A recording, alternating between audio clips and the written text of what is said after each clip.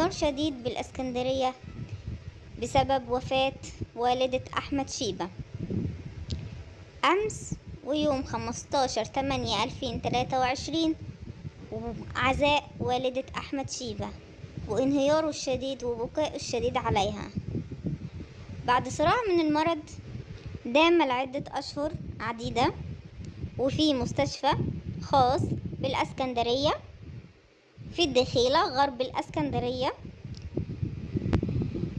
ما قدرتش تتحمل المرض، وخصوصا انه يجتاز سنها فوق 80 سنة.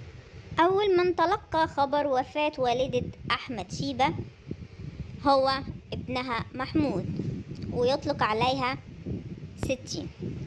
دايما محمود كان بيطلع معاها في الفترة الاخيرة في فيديوهات ويدعو الناس ان هم يدعوا لها بالشفاء العاجل. كانت وقتها هي في المستشفى الخاص بالاسكندرية، وكان يدعو المعجبين انهم يدعوا لها بالشفاء العاجل، وكان دايما متأثر في الفيديوهات. وبالفعل معجبين زادوا جدا من هذه الفيديوهات بسبب طيبة قلبها الشديد اللي هي والدة الفنان أحمد شيبة.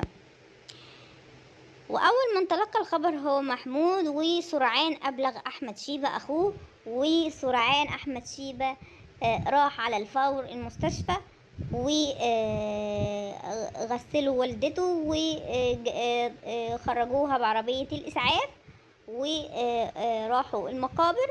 وفي الوقت اللي بيدخلوها في المقابر وقتها انهار جدا أحمد شيبة وقال أنا خلاص مش هشوفك تاني يا أمي، وكان ماسكها ومش عايزها تنزل أبدا القبر.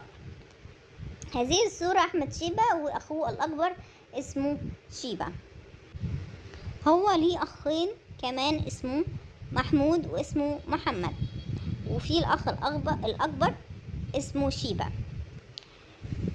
ده أول لقاء تلفزيوني مع والدة أحمد شيبة، وكانت أول مرة تظهر على التلفزيون. ودلوقتي هنشوف مع بعض رسالة أحمد شيبة لأمه بعد وفاتها.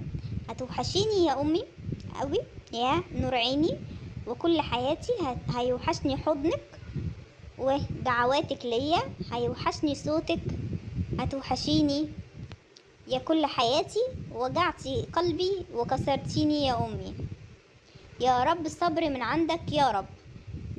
دي كانت رسالة الفنان أحمد شيبة عبر صفحته على الفيسبوك. أما الفنان عمر كمال يؤجل طرح أغنيته الجديدة مع حسن شاكوش بسبب وفاة والدة الفنان أحمد شيبة، وهذا الخبر مؤكد كما تلاحظون حداد على روح والدة أحمد شيبة.